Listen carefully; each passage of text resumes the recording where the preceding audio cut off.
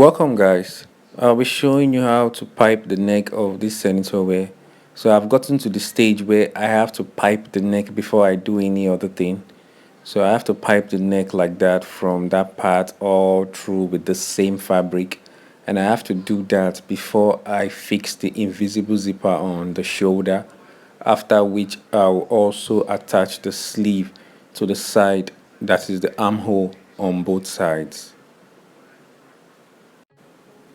To cut the fabric I'll be using for the piping, you don't cut horizontally or vertically.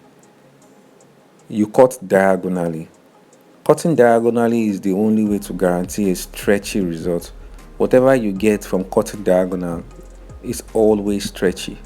So I'll start by drawing a diagonal straight line, and I will create a line as long as possible on the fabric I have available.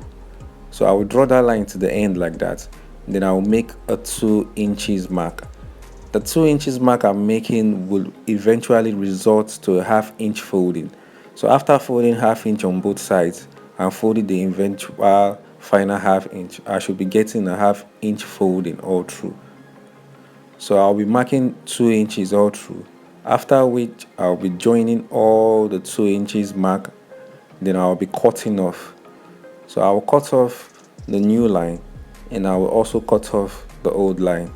So what I will be getting is a 2 inches stretchy fabric, which will make the piping process perfect. To start the bending process, I'll bend ½ inch on one side, and I'll make that bending uniform to the end of that side like that. So I'll just make sure the bending is not more than ½ inch. That is what I actually meant by uniform. So I'll just follow the ½ inch bending all through. Then I'll bend again by ½ inch. After bending again, I will make use of my pressing iron to also solidify that bending. Now you have to make sure your iron is very hot, because whatever you are bending is supposed to be permanent. So I will bend it again. Then I will make use of my pressing iron to make it solidified like that. So I'll also make it uniform by making sure it is the same size from the beginning to the end.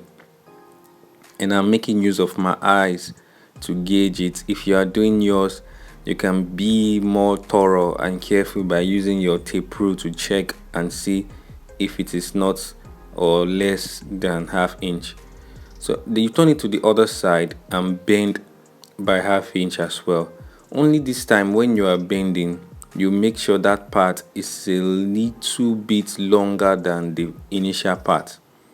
And this is because when you want to sew on the edge, you want it to catch the back part of the folding. So I'll just do it like that and make it also uniform till the end. And that's that.